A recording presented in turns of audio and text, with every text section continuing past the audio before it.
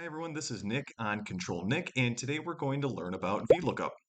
Like XLOOKUP and index match, VLOOKUP is a function in Excel that allows you to look up a unique piece of information, normally within a larger data set. I've got a couple examples for us. I've got a simple and a more advanced example that we'll go through today. So let's head on over to the workbook to take a look. Okay, so we're officially in the Excel workbook here, and we have two examples. So example one is going to be very simple, and as you can see, we have a small table in front of us. So in this table, we have different fruit numbers, the fruit name associated with the fruit numbers, as well as how many of those fruits there actually are. And just as a reminder, you want to make sure you have a unique identifier when you're using VLOOKUP because it is pulling information based off a specific value. Let's get started. What you want to do when you want to start using VLOOKUP is use equal sign and then type VLOOKUP. Once you hit parenthesis, the first thing Excel is going to suggest is a lookup value. So for the sake of this exercise, let's just use fruit number 4 here in column 6. So what I'm going to do is start with quotation marks, and typically, unless you're using a number value, if you're using text, you need to use quotation marks. So you start with quotation 1. I'm going to then type in fruit 4, quotation mark, and that's actually it. That's the unique identifier where you want to pull information. Now, when I click comma, next thing Excel is going to ask is for a table array. So you always want to use the full table data set so that you can pull any information within that data set, but starting with the column of your unique identifier. So in here, that's column D. So I'm going to start at D3, and then I'm going to hover all the way down or drag all the way down to F7. So as you can see, it's covering the full data set, and technically you don't need to have the headers in this. Once I do comma again, VLOOKUP is going to ask which column number do you want to pull. What's most important to know is that column D is column 1. Anything then to the right is adding on an extra column number. So if D is 1, E is 2, F is then 3. If we want to pull fruit name, we're going to pull column 2. So I'm going to type in the number 2 into the formula. Then when I click comma, the last piece in VLOOKUP is going to ask you, do you want to Excel to pull the exact match based off of fruit 4 or an approximate match? 99% of the time, you're always going to use the exact match. So you can either type in false or you can just click on the pop-up here in Excel, which I'll do now. When you double click it, you'll see that false then automatically populates for you. Lastly, you close out the formula with the parentheses and click enter. So as you can see, for fruit 4, fruit name kiwi pulls up, which is in column 2, just exactly like what we were trying to pull. Now, if we want to pull column F instead, all you would need to go to is the formula bar up here, and instead of having the number 2 for column index number, you can just highlight that, change it to 3, enter, and then you get the fruit quantity instead. So VLOOKUP is super simple, super powerful, and that's why it's probably one of the most used functions in Excel. Okay, now let's use a larger data set to give a couple more examples for VLOOKUP. In this example 2 tab, we have, as you can see, a few more columns to the right with a lot more client information, and we have 2 questions that we want to answer. So question 1 is how many deals were closed with client 47, and question 2 is who is the sales rep for client 47? We're going to go a little more into detail on question 2, but for question 1, let's do the exact same setup as we're now comfortable with in example 1.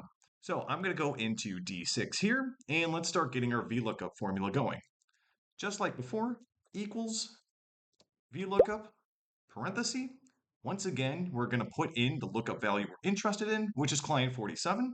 So I will start with quotation mark and type in client 47 and quotation mark again. That's going to finalize that lookup value that we're interested in.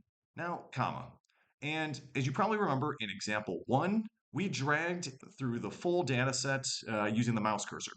Now, you can do that, and we can do that here as well, but if you have thousands upon thousands of rows, you might want to do something a little bit easier, and that's what I'll show you now. I'm actually going to start dragging with the lookup value column, which is actually column J, where it has the client number.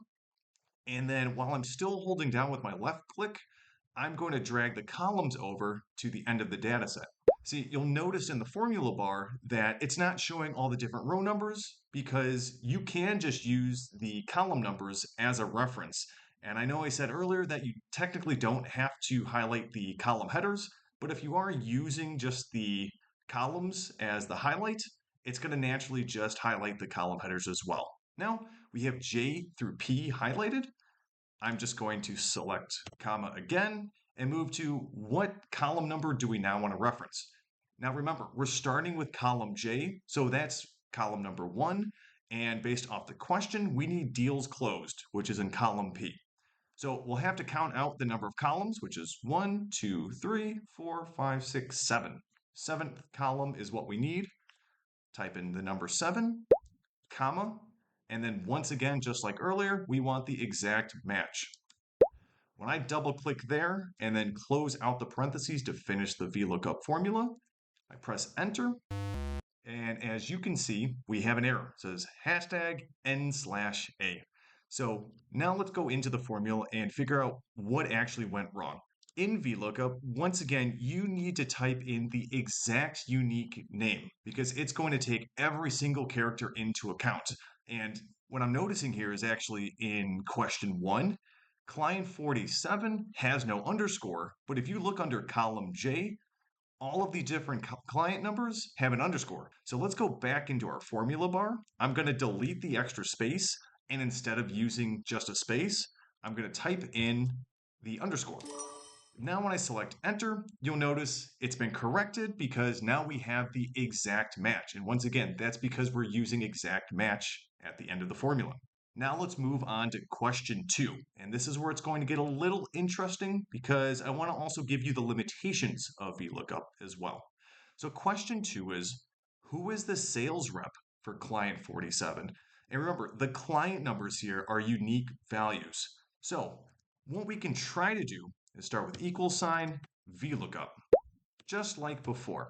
Now, what we need to do is, just like before, type in client 47. So this time I'll remember the underscore. So type in client underscore 47.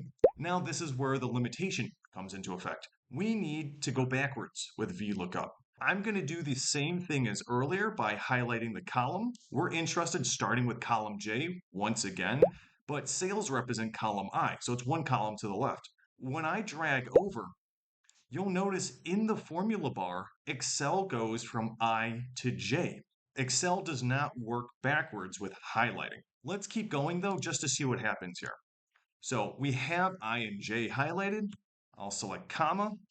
Now what do we do? Because we need a column number, and technically client number in column J is column 1.